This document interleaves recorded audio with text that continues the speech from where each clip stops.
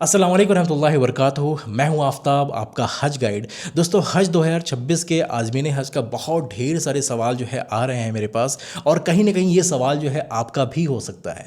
तो इस वीडियो को मुकम्मल ज़रूर देखिएगा, कहीं ना कहीं आपको इस वीडियो से फ़ायदा ज़रूर मिलेगा।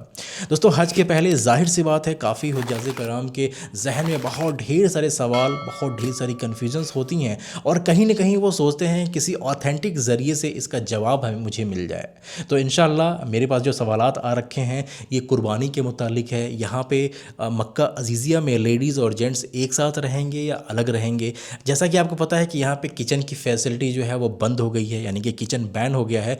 तो वो कैटल लेकर के आ सकते हैं या नहीं, या फिर यहाँ पे हज के 5 दिनों में क्या क्या सवाल होते हैं, ऐसे तमाम ढेर सारे क्वेश्चंस हैं। इंशाल्लाह एक एक करके मैं सारे सवाल का जो है वो जवाब देता हूँ आपको। सबसे पहले मैं आपको ये बताऊँ कि ये जो अदाही कंपनी है ये सऊदी अरेबिया की जेन्युइन और ऑथेंटिक कंपनी है। तो हज कमेटी ऑफ इंडिया जो है अपना पूरा कॉन्ट्रैक्ट इसी कंपनी को देती है। तो इसमें तो कोई सवाल ऐसा नहीं आता है कि हमारी कुर्बानी जो है होगी या नहीं होगी। मीना के पास इसका स्लॉटर हाउस है, वहाँ पे इस वीडियो को जा करके देखेंगे आप। इसमें वीडियो में मैंने पूरा एक एक स्लॉटर हाउस का पूरा मैंने दिखाया है, वो लोकेशन, वो एरिया दिखाया है। तो उस वीडियो को जाकर देखेंगे तो आपको वो एरिया, वो सारी चीज़ जो है आपको समझ में आ जाएंगी।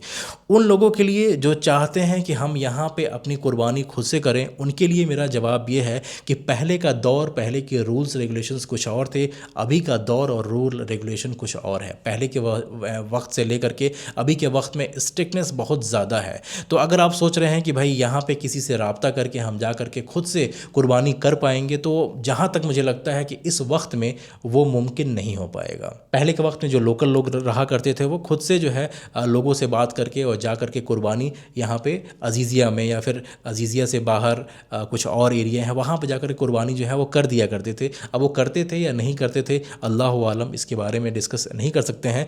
लेकिन आपके लिए मैं बात करूं तो ये तरीका जो है अभी के वक्त में मुमकिन नहीं रहेगा। अब आपके पास बचा ये चांस कि हम क्या क्या तरीके हैं जिस तरीके से आप जो है कुर्बानी करा सकते हैं। अगर हज कमेटी ऑफ इंडिया का फॉर्म फिलअप करते हुए आपने जो है उस फॉर्म में नो सेलेक्ट किया है, तो सबसे पहला तरीका ये है, ये जो एक फॉर्मेट है इसका पूरा, जो कि आपको फिलअप करके हज कमेटी ऑफ इंडिया को मेल करना पड़ेगा, वहाँ से कन्फर्मेशन लेना पड़ेगा।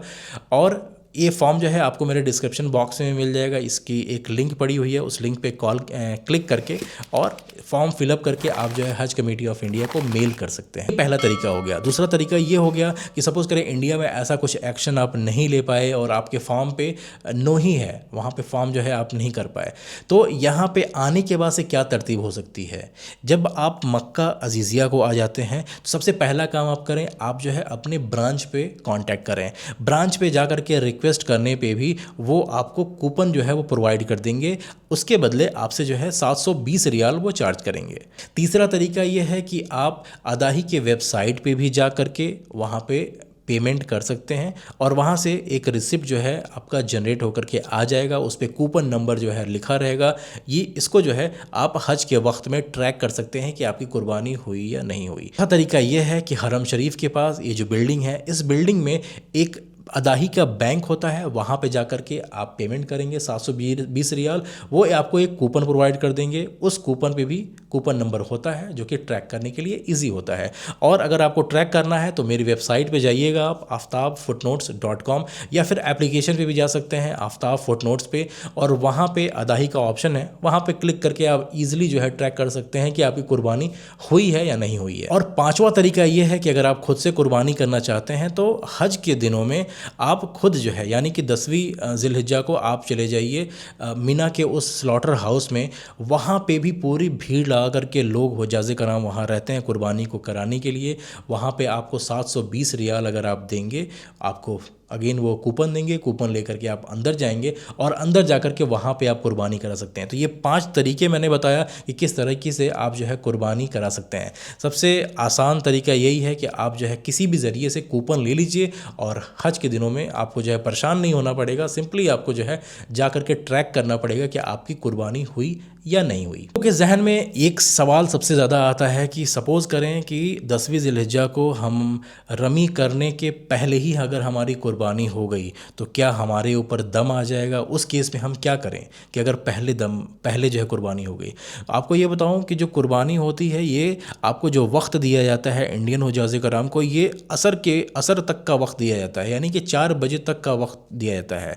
काफ़ी लोगों की कुर्बानी 4 बजे तक होती है, काफ़ी लोगों की कुर्बानी रात के इशा के वक्त तक जाती है, ठीक है। और जहाँ तक मुझे लगता है अगर असर तक का वक्त दिया गया है तो उसके पहले तक तो आप अपनी रमी जो है वो मुकम्मल कर ही लेंगे। इसके बाद भी अगर आपके कुछ सवालात हैं कि भाई फिर भी अगर खुदा न खास्ता कुर्बानी पहले हो गई हम रमी बाद में करेंगे, तो मैं आपको यही कहूँगा कि किसी न किसी मुफ्ती से, किसी न किसी आलिम से जा कर के इस टॉपिक पे बात कीजिए। आप देखिए वो क्या कह सकते हैं, क्या इस पे मशवरा देते हैं। ये दीनी टॉपिक है तो वो ज़्यादा बेहतर तरीके से बताएंगे। जहाँ तक मुझे लगता है कि किसी चीज़ पे अगर हमारा इख्तियार नहीं है तो हम क्या ही कर सकते हैं, तो बेहतर यही है कि आप जाकर किसी मुफ्ती या आलिम से जो है उसका आंसर जो है वो तलाश करें।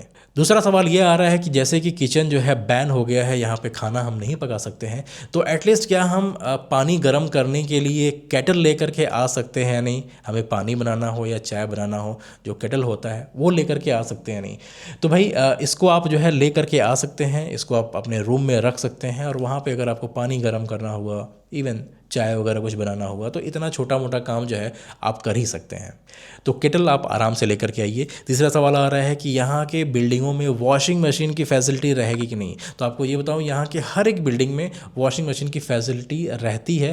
पहले के वक्त में नहीं थी, पहले की बिल्डिंग में किसी में होता था, किसी पे नहीं होता था, क्योंकि वो कॉन्ट्रैक्ट का पार्ट नहीं था। लेकिन अभी के वक्त में इंशाल्लाह अभी के सारी बिल्डिंगों में आपको वॉशिंग मशीन जो है ज़रूर मिलेगा इंशाल्लाह। अगर किचन में जगह है तो किचन में वो वॉशिंग मशीन लगा देंगे, या फिर जो बिल्डिंग है उसके टेरेस पे जा कर के वहाँ पे वो वॉशिंग मशीन लगा देंगे। तो आपके बिल्डिंग में रहेगा, उसको आप जो है देख लीजिएगा इंशाल्लाह। चौथा सवाल ये आ रहा है, क्या लेडीज़ और जेंट्स अलग अलग रूम में रहेंगे, यानी कि सेपरेट रहेंगे, या फिर जैसी तरतीब जो है पहले चलती थी, कंबाइन रहते थे, दूसरी फैमिली 2-3 फैमिली जो है एक साथ शेयर करके रहती थी उस रूम को, क्या वही तरीका रहेगा?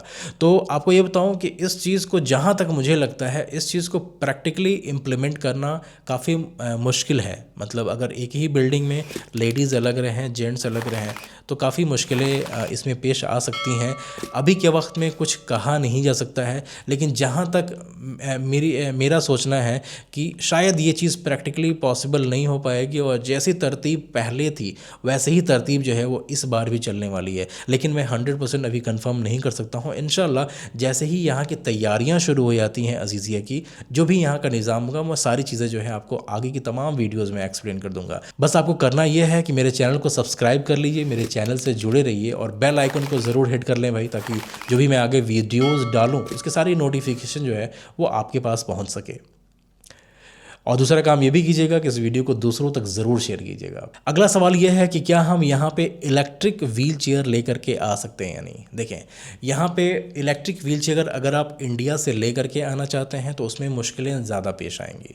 क्या मुश्किलें पेश आएंगी? आप बैटरी को अलग से कैरी करना पड़ेगा, आपको वो पूरा जो है आपको चेकिंग में देना पड़ेगा, और चेकिंग में अगर इलेक्ट्रिक व्हील चेयर देंगे तो हो सकता है आपके वेट में से उसको कैलकुलेट किया जाए। ये एयरलाइंस का रूल है, वो कुछ भी अलाउ भी कर सकते हैं, ये डिपेंड करता है। तो अगर इंडिया से इलेक्ट्रिक व्हील चेयर लेके आने की ज़रूरत है तो मैं तो आपको मना ही करूँगा। अगर आपको लेना भी है तो आप यहाँ की फार्मेसी से उस व्हील चेयर को खरीद सकते हैं। यहाँ पे ऑनलाइन भी मिलता है, और यहाँ की मेडिकल फार्मेसी होती है, नहदी या कुछ इस तरीके से नाम है, वहाँ से जा कर के आप ले सकते हैं। लेकिन इसमें एक मसला और पेश आएगा कि उस इलेक्ट्रिक व्हील चेयर को, क्योंकि वो काफ़ी भारी होता है, इसको हर एक जगह लेके जाना ये बहुत मुश्किल होगा।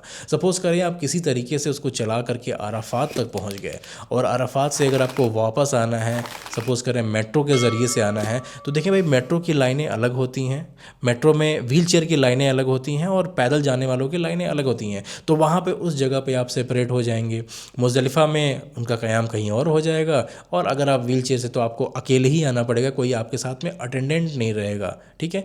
अगर आप नॉर्मल व्हील चेयर लेके जाते हैं तो आपके साथ में जो चलाने वाला है वो भी आपके साथ में आएगा, क्योंकि वहाँ पे लिफ्ट्स के ज़रिए से आपको ऊपर लेके जाते हैं जहाँ पे मेट्रो आती है। तो उस जगह पे इतना ज़्यादा रश हो जाता है कि आपको घंटों का वक्त वहाँ पे उस जगह पे लग जाता है। तो इलेक्ट्रिक व्हील चेयर की बात करें तो वो थोड़ा सा मुश्किल आपके लिए हो सकता है कि हाँ, अगर आप जो है नॉर्मल व्हील चेयर इस्तेमाल करते हैं जो कि आपको आपके ब्रांच पे मिल जाएगा। मैंने इस पे तमाम वीडियोस बना के रखी हैं, उन तमाम वीडियोस को जा कर के आप देखिए। हज 2022 से लेकर के 25 तक मेरी पूरी सीरीज़ है, उसमें तमाम वीडियोस हैं। उन वीडियोस को देखेंगे तो आपको बहुत रहनुमाई मिलेगी इंशाल्लाह। तो यहाँ पे आपको कुछ अमाउंट सिक्योरिटी डिपॉजिट के तौर पे दे करके आपको व्हील चेयर की अवेलेबिलिटी हो जाती है। ठीक है, तो व्हील चेयर आपको यहाँ पे फ्रीली अवेलेबल हो जाता है। हरम शरीफ में भी एक जगह है जहाँ से आप फ्री में व्हील चेयर जा कर के ले सकते हैं, उसको मैंने इस वीडियो में एक्सप्लेन किया है, इस वीडियो में भी जा कर के आप देख सकते हैं। लोगों का सवाल है कि क्या तवाफ़े ज़ियारत करने के बाद हम अज़ीज़िया अपने होटल पे जा सकते हैं या नहीं फ़्रेश होने के लिए।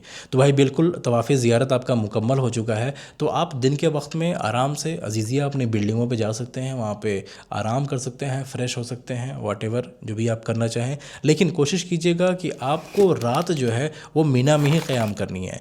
तो एक वक्त पे आपको जो है इशा के वक्त तक कम से कम जो है आप रात होने से पहले आप जो है मीना में अपने ख़ेमे में पहुँच जाएँ, जो हुदूद है उस हुदूद में पहुँच जाएँ। इंशाल्लाह आपको मेरी एप्लीकेशन आफ्ताब फुटनोट्स में ये सारा डिटेल मिलेगा कि आप चेक कर सकते हैं कि आप मिना के हुदूद में आ गए हैं या नहीं, आप मुज़दलिफ़ा के हुदूद में हैं या नहीं, या फिर आप अराफात के हुदूद में हैं या नहीं। तो वहाँ से भी इन तमाम चीज़ों को आप चेक कर सकते हैं। आगे के वीडियो में सारी चीज़ें मैं एक्सप्लेन करूँगा। अगला सवाल ये है कि अराफात से मुज़दलिफ़ा आते वक्त अगर हमारे पास मेट्रो का पास है तो क्या हमें मेट्रो में ही जाना पड़ेगा या फिर हम वॉक करके भी जा सकते हैं। तो भाई आपके पास पूरा चॉइस है कि आप जो है वॉक करके जाना चाहें तो आप वॉक करके जा सकते हैं। अगर आपको मेट्रो चूज़ कर रहे हैं आप तो मेट्रो के ज़रिए से भी जा सकते हैं। पिछले साल क्या हुआ था आपको ये बताऊं कि मुज़दलिफ़ा में जो लोग मेट्रो से जाते हैं उनके लिए, इंडियन हुज्जाज इकराम की बात कर रहा हूँ मैं, उनके लिए एक डेडिकेटेड जगह होता है। मैंने पिछली वीडियोज़ में भी एक्सप्लेन किया था इसको कि उनके लिए दो पहाड़ों के दरमियान में एक जगह होती है, वहाँ पर उनको ठहराया जाता है। तो वहाँ पर लोगों को इस बात की बड़ी कन्फ्यूज़न होती है कि भाई हम मुज़दलिफ़ा के हुदूद में हैं या नहीं, या फिर हमें जो है बाहर ठहराया गया है। ठीक है, तो अगर आप मेट्रो के ज़रिए से जाते हैं तो आप वो एरिया जहाँ पे भी खुलता है वो समझिए कि वो हुदूद का ही एरिया है। तो इस चीज़ में कंफ्यूज होने वाली बात नहीं है। लेकिन अगर फिर भी आपके दिमाग में कन्फ्यूज़न है तो हमारी एप्लीकेशन का जो है वो आपको इस्तेमाल करना पड़ेगा, वो आपको बता देगा कि आप हुदूद में हैं या नहीं। अगला सवाल था फॉरेक्स कार्ड के रिगार्डिंग, यहाँ पे पेमेंट हम किस तरीके से कर सकते हैं, यहाँ पे रेस्टोरेंट और खाने का क्या इंतज़ाम है, यहाँ पे क्या रेट में होते हैं, ये सारे सवाल, बड़ा लंबा टॉपिक हो जाएगा इंशाल्लाह। तो ये वीडियो जो है इंशाल्लाह 1-2 दिनों में आपके पास आएगी इंशाल्लाह। तो उस वीडियो को देखेंगे तो आपकी रहनुमाई जो है इंशाल्लाह उस वीडियो से हो जाएगी। तो बस यही सारे सवाल थे, इसके जवाब थे। इंशाल्लाह जो है मैं उम्मीद करता हूँ आपको ये सारी चीज़ें जो हैं ज़रूर समझ में आई होंगी, पसंद आई होगी ये वीडियो, कहीं ना कहीं आपकी रहनुमाई हुई होगी। आप चैनल को सब्सक्राइब कर लें भाई, और इस वीडियो को दूसरों तक ज़रूर शेयर करें, दूसरों को भी तो इस चीज़ का फ़ायदा मिले। और आप मुझे ये ज़रूर बताइए कि आप मेरे चैनल के ज़रिए से किस तरह की वीडियोज़ जो है वो देखना चाहते हैं, मैं उसी पे पूरा डेडिकेटेड वीडियो जो है इंशाल्लाह बनाऊँगा। तो चलें, इंशाल्लाह फिर मुलाकात होती है अगले वीडियो में। अपनी दुआओं में ख़ास तौर से याद रखें आप। अल्लाह हाफ़िज़।